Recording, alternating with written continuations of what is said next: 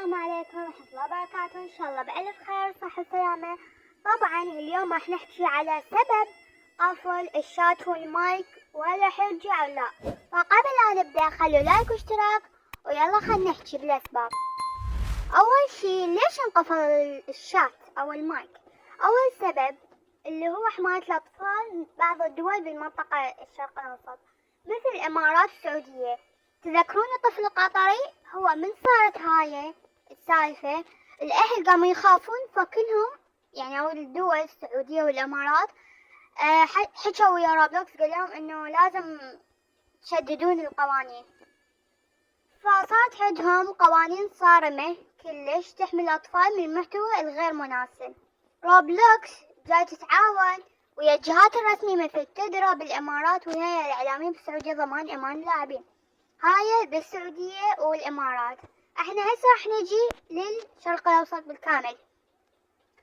فهو سبب الإغلاق بالدول كلها، يعني الشرق الأوسط مثل الإمارات، السعودية، الكويت، بحرين، قطر، عمان، الأردن، لبنان، العراق، يمن وغيرها. هذا الإجراء مؤقت، يعني مو مؤكد إنه راح ينقفل للأبد، لا مؤقت، هو جزء من تطوير أدوات رقابية جديدة حماية أفضل.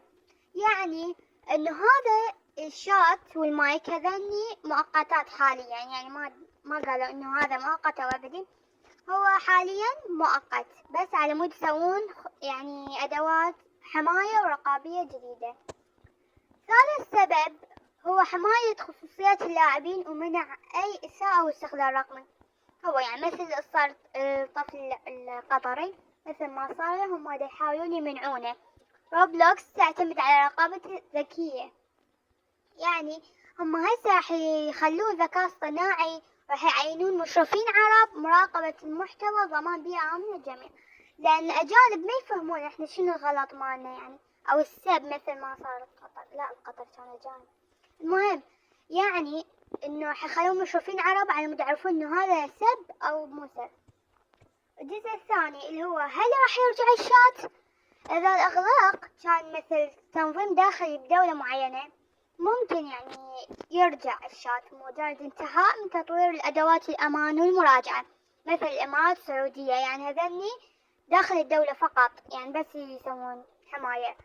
أما إذا شمل الإغلاق معظم الدول فالعودة تعتمد على استيفاء كل المتطلبات الحماية وضمان سلامة المنصة بالكامل. يعني شنو؟ يعني إذا شمل الإغلاق أو الناس يعني الدول قالت إنه شو اسمه لازم إلا تصير حماية 100% وضمان يعني منصة كلها آمنة، يلا حيراجعونه.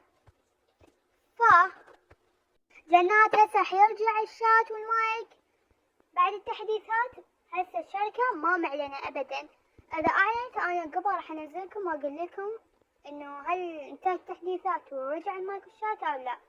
ففعل الجرس على مود أول ما ينزل الأخبار هاي راح أقول لكم أول بأول، وبس أتمنى استفادتوا وهاي باي.